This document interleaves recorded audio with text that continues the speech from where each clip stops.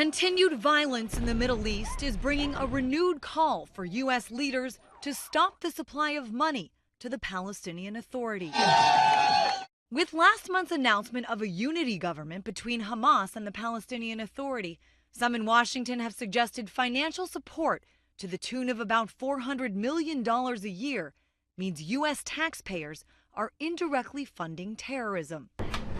Journalist and author Edwin Black wrote a book on the subject. It's not that we're indirectly funding Palestinian terror. We are directly funding it. We are actually providing the fuel to finance these flames. Black says members of Hamas are paid for killing people or bombing sites in Israel. The more people you kill, the more money you make. And that money, he says, comes from U.S. taxpayers. Even though the U.S. continues to designate Hamas as a terrorist organization, the State Department did recognize the new government, at least initially, after assurances by Palestinian President Mahmoud Abbas that the government would follow a course of nonviolence. It's simply false to say that this is a terrorist government. Matthew Duss is about to take over as president at the Foundation for Middle East Peace. The government that was formed meets the conditions of U.S. law, which is that the actual ministers who are appointed, who are unaffiliated with Hamas and do themselves agree to the three conditions laid out. Those three conditions are the recognition of Israel,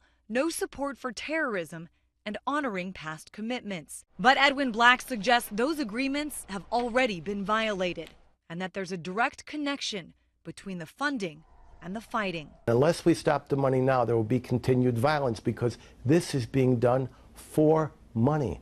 This is being done for recognition by Hamas. Money, of course, flows from the U.S. to both Israel and Palestine, an unstable region that continues to get financial help, courtesy of the U.S. taxpayer. In Washington, I'm Christine Frizzell reporting.